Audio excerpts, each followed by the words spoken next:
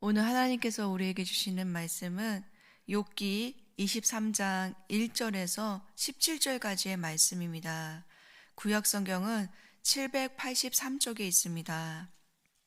오늘 하나님께서 우리에게 주시는 말씀은 욥기 23장 1절에서 17절까지의 말씀입니다. 구약 성경은 783쪽입니다. 저와 여러분이 함께 교독하시겠습니다. 욥이 대답하여 이르되 오늘도 내게 반항하는 마음과 근심이 있나니 내가 받는 재앙이 탄식보다 무거움이라. 내가 어찌하면 하나님을 발견하고 그의 처소에 나아가랴. 어찌하면 그 앞에서 내가 호소하며 변론할 말을 내 입에 채우고 내게 대답하시는 말씀을 내가 알며 내게 이르시는 것을 내가 깨달으랴. 그가 큰 권능을 가지시고 나와 더불어 다투시겠느냐? 아니로다. 도리어 내 말을 들으시리라. 거기서는 정직한 자가 그와 변론할 수 있은즉 내가 심판자에게서 영원히 벗어나리라.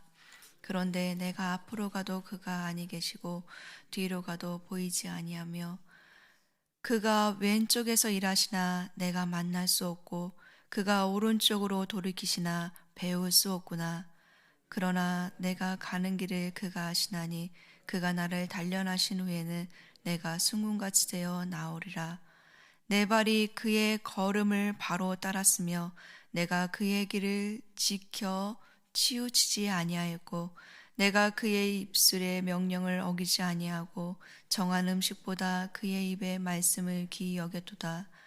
그는 뜻이 일정하시니 누가 능히 돌이키랴. 그의 마음에 하고자 하시는 것이면 그것을 행하시나니 그런즉 내게 작정하신 것을 이루실 것이라. 이런 일이 그에게 많이 있느니라. 그러므로 내가 그 앞에서 떨며 지각을 얻어 그를 두려워하리라. 하나님이 나의 마음을 약하게 하시며 전능자가 나를 두렵게 하셨나니 같이 읽겠습니다. 이는 내가 두려워하는 것이 어둠 때문이나 흑암이 내 얼굴을 가렸기 때문이 아니로다. 아멘. 수요일 대면과 온라인으로 예배드리시는 모든 분들에게 하나님께서 마음을 열어주시고요. 또 추위가 계속된다고 합니다. 또 감기 걸리지 않고 영육간에 강건케 되는 은혜가 있기를 간절히 기도합니다. 아멘. 살다 보면 하나님이 마치 숨어 계시는 것 같은 느낌을 받을 때가 있습니다. 하나님이 숨어 계시고 나를 보지 않는 것 같은 느낌. 제가 숨어 계시는 하나님을 느낄 때는 고등학교 1학년 때였습니다. 저는 학교에서 수업을 듣고 있었는데 교무실에 전화 한 통이 왔다고 합니다. 아버지가 쓰러졌으니까 지금 빨리 병원으로 가보라는 소식이었습니다.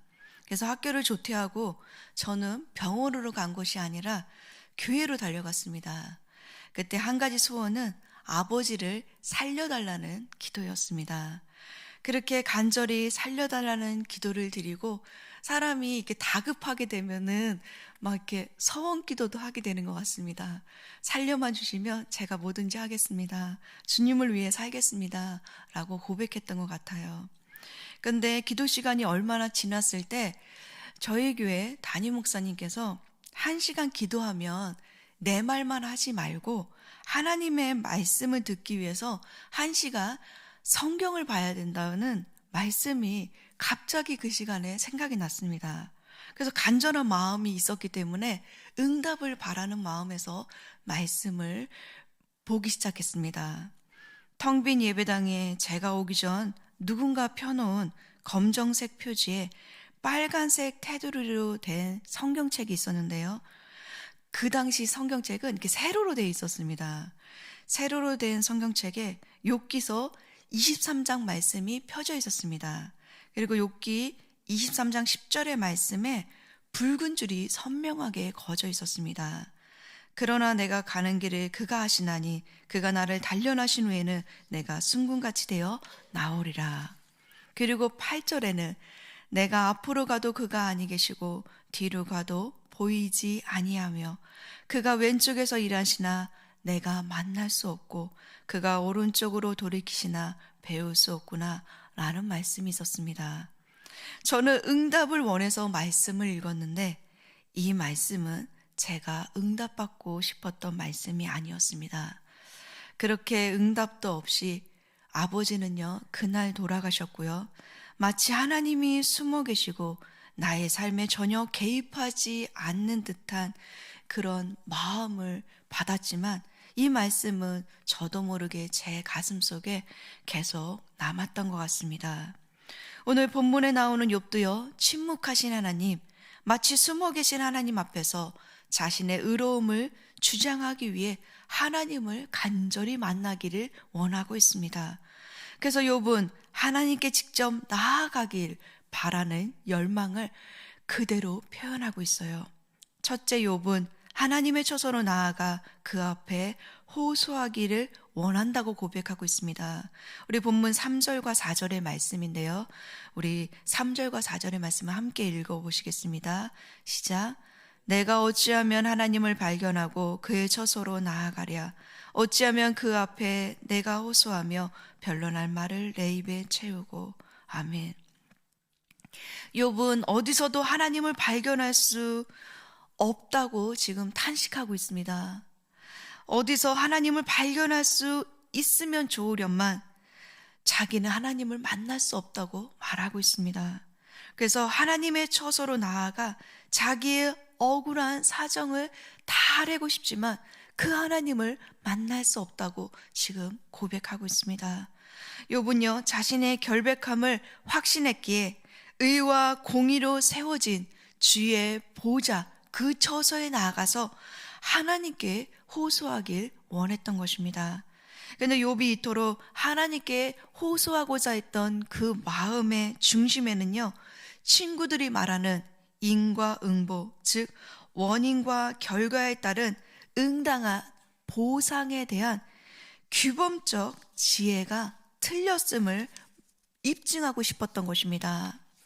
규범적 지혜란 하나님이 정해놓으신 세상의 질서를 말합니다. 즉 콩 심은 데 콩 나고 팥 심은 데 팥 난다는 것인데요. 다시 말해 하나님이 만드신 규범을 모르거나 따르지 않으면 죄를 심게 되고요. 죄의 열매인 고통이 오게 된다는 것입니다.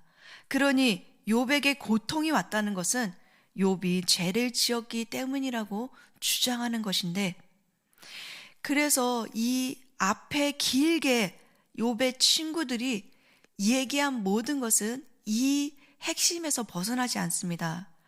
욥의 친구들의 말을 다시 한번 정리하면 분명한 원인과 까닭이 있다는 주장으로요, 욥의 숨은 죄가 이 고난의 원인이니 욥은 어서 빨리 회개하고 하나님과의 관계를 회복해야 된다고 말했습니다. 하지만 욥은요, 완강하게 자신은 죄를 짓지 않았고 이게 죄 때문이 아니라는 것을 말하기 시작하자, 그럼 욥의 자녀의 숨은 죄에 대한 하나님의 징계일 수 있으니 그것 또한 너가 회개해야 된다고 말하고 있습니다. 친구들의 이러한 주장은 하나님은 공평하시기 때문에 까닭 없는 고난이나 징계가 있을 수 없다는 것입니다. 마지막으로 하나님 앞에서 모든 피조물은 추하고 유한한 존재이기 때문에 그 앞에서 자신의 의로움을요, 과도하게 주장하면 안 된다고 말합니다. 따라서 욥은 침묵하고 있어야 되고 더 이상 하나님께 고소하는 오만을 범해서 안 된다는 거죠. 하지만 욥이 말하는 것은 모든 일엔 반드시 원인과 까닭이 있는 것이 아니며 하나님 자체가 그 원리 안에 갇혀 있는 게 아니라고 말하고 있는 것입니다. 그래서 욥기가 말하는 지혜는요, 반성적 지혜입니다. 반성적 지혜란 규범적 패턴에 어긋나는 예외도 존재한다는 걸 말합니다. 예를 들어 보겠습니다. 원숭이도 나무에서 떨어질 때가 있습니다. 그렇죠. 그러니 규칙의 예외성이 있다는 것입니다. 다시 말해 욥처럼 아무 잘못도 없는 사람에게 불행과 고난이 닥치는 경우가 있으니 모든 일을 인과 응보의 그 하나의 원리로 설명할 수 없다는 것이 바로 반성적 지혜입니다.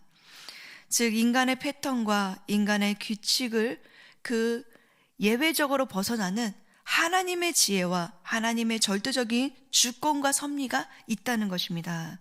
그러기에 욥기는요, 반성적 지혜를 잘 보여주는 책입니다. 사랑하는 성도 여러분, 지금 제가 규범적 지혜, 반성적 지혜 이렇게 좀 어려운 말을 많이 썼습니다. 근데 욥기서가요, 구약 성경에 보면 성문서에 해당되고 또 욥기는 지혜서에 해당됩니다. 그래서 욥기, 잠언, 전도서는 이런 지혜를 말하고 있어요. 그런데 우리는요, 하나님께 순종하면 복을 받고 또 축복이 오고 하나님과 맺은 언약을 깨뜨리면 죄를 범하게 돼서 징벌이 온다는, 이거는 신명기적 역사 사관에서 구약 성경을 해석한 건데요. 이게 모세 오경부터 이 사상이 계속 흐르고 있습니다. 그렇기 때문에 이 사상적 흐름의 설교를 우리는 너무 많이 들었어요. 그래서 욥도 그렇지 않을까라고 말하고 있는데, 욥은 그거랑 좀 벗어나는 해석을 해야 됩니다. 또 하나, 규범적 지혜를 잘 말하고 있는 게 잠언이에요. 그렇기 때문에 우리는요, 그 지혜를 얻기 위해서 잠언을 얼마나 열심히 읽었습니까? 그러니까 그 잠언에 나오는 말들은 다 그런 규범적 지혜 안에 속하기 때문에 욥은 까닭 없는 지금 고난을 얘기하고 있거든요. 그래서 욥기 해석은요, 어떻게 보면 이 반성적 지혜를 말하는 좀 어려운, 좀 많이 들어보지 못한 그런 설교이기 때문에 더 어렵게 느껴집니다. 근데 여러분, 좀 더 어렵게 느껴지는 이유가 있어요. 욥기는요, 산문으로 된 글이 또 많습니다. 산문이란 리듬이나 운율에 구애받지 않고 형식 없이 생각과 느낌을 자유롭게 쓴 글을 말합니다. 그래서 오늘 본문도 욥이 자신의 고백을 아주 자유롭게 고백하고 있는 거예요. 그러니까 욥기 해석은 참으로 어렵습니다. 설교를 준비하는 저도 솔직히 되게 어려웠습니다. 그리고 어쩌면 제가 오늘 설교하는 것은 여러분이 듣고 싶어하는, 원하는 설교는 또 아닐 수 있습니다. 근데 욥이 이 욥기서를 통해서 말하고 싶어하는 거, 그 핵심을 좀 놓치지 않았으면 좋겠습니다. 욥기서는요, 고난의 원인과 결과의 초점이 아니라 사단이 던진 질문, 아무런 대가를 바라지 않고 하나님을 사랑할 수 있는가? 라는 질문에 욥이 그런 사람이라고 지금 말하고 있는 것입니다. 또 아무런 대가를 바라지 않고 하나님을 사랑하는 분, 그래서 기꺼이 이 땅에 오신 예수님의 순종을 내다보게 해주는 책이 욥기입니다. 의인이지만 고난받는 욥, 의인이지만 고난받는 예수님, 예수님의 십자가의 사건으로 의롭다 칭함받은 우리도 아무런 대가를 바라지 않고 하나님을 사랑할 수 있을까? 아무런 대가를 바라지 않고 하나님을 사랑할 수 있는가? 라는 질문을 오늘 하루 스스로에게 한번 던져봤으면 좋겠습니다. 욥기서는 고난의 원인이 죄다, 이걸 말하기 전에 아무런 대가 없이 하나님을 사랑하는 사람이 있다고 우리에게 말해주는 책입니다. 우리도 아무런 대가 없이 정말 하나님을 사랑하는 그러한 믿음으로 나아가는 저와 여러분 되었으면 좋겠습니다. 아멘. 이어지는 본문에는요, 욥은 하나님을 뵙길 바라지만 하나님을 찾는 것이 불가능한 일임을 또 자신이 스스로 한탄하면서 고백하고 있습니다. 8절과 9절의 말씀입니다. 그런데 내가 앞으로 가도 그가 아니 계시고 뒤로 가도 보이지 아니하며 그가 왼쪽에서 일하시나 내가 만날 수 없고 그가 오른쪽으로 돌이키시나 배울 수 없구나. 아멘. 욥은 하나님이 항상 자기 곁에 함께 하심을 믿지만 지금 상황에는요, 전후 좌우 어디에서도 그분을 직접 대면할 수 없구나 라고 말하면서 한탄하고 있습니다. 하지만 욥은 포기하지 않습니다. 욥이 하나님을 찾을 수 없다면 하나님이 욥을 찾으실 것입니다. 또 욥은 하나님이 계신 곳을 알 수 없어 헤매이지만 하나님은요, 욥이 가는 길을 다 아신다고 고백하고 있습니다. 둘째, 욥은 내가 가는 길을 그가 아신다고 확신합니다. 우리 본문 10절의 말씀인데요. 우리 본문 10절의 말씀을 함께 읽어보시겠습니다. 시작. 그러나 내가 가는 길을 그가 아시나니 그가 나를 단련하신 후에는 내가 승문같이 되어 나오리라. 아멘. 욥 자신은 하나님이 어디 계신지 모르지만 절대 주권자이신 하나님은 욥의 살아온 모든 과정을 아시는 분이십니다. 그래서 욥은요, 하나님은 나의 모든 사정을 다 알고 계시라는 그 믿음을 잃지 않고 있습니다.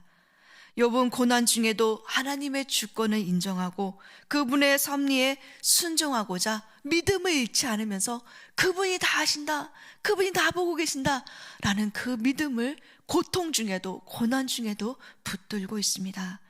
다시 말해 하나님은 지금 숨어 계시지만 그러나 자신의 행동을 모든 것을 알고 계시는 하나님께서 진실로 자신의 모든 삶을 알고 입증해 주신다고 말하고 있습니다. 그래서 욥기서 23장 10절 하반절에 말씀, 그가 나를 단련하신 후에는 내가 승문같이 나오리라, 이 말씀은요, 공동 번역에서는 이렇게 해석했습니다. 털고 또 털어도 나는 순금처럼 깨끗하리라 라고 번역했고요. 새번역 성경에서는 나를 시험해 보시면 내게 흠이 없다는 것을 알 수 있으련만 이라고 번역했습니다. 또 메시지 성경은 그분이 아무리 철저히 나를 시험하셔도 나는 영화롭게 그 시험에 합격할 걸세 라고 번역했습니다. 그러니까 이 해석들은요, 나를 점검해 봐주세요, 나를 시험하신 후에 나의 결백함이 입증될 것입니다 라고 해석하는 겁니다. 그래서 하나님이 나를 시험하신 후에 나의 결백이 그대로 입증될 것입니다. 왜? 왜냐하면 그분이 나를 다 아시기 때문에 그렇습니다 라고 말하는 거죠. 쉽게 말해서 하나님께서는요, 아브라함의 믿음을 시험하신 것처럼 하나님이 욥을 시험해 보신다면 욥이 하나님의 뜻에 합당한 정결한 자라는 것을 입증해 보여주실 것이다 라고 말하는 것입니다. 그래서 시험을 통해 아브라함이 하나님을 신뢰하는 믿음의 사람이 입증된 것처럼 욥도 하나님이 나를 점검해 보신다면 의로운 사람임을 입증할 것이라고 확신에 찬 고백의 말씀입니다.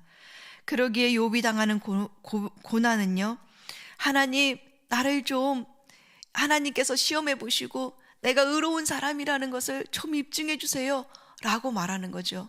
친구들이 말하는 그 뭐랄까요, 고난이 죄의 원인이다, 이게 아니라고 지금 욥은 말하고 있는 것입니다. 또 통성경을 쓴 조병호 목사님도요, 욥의 고통이 앞으로 계속될 것이지만 이 고난은 결코 무의미한 것이 아니라 자신이 순수한 정금으로 입증하려고 하시는 하나님의 분명한 목적이 있다는 것을 알고 있다고 말합니다.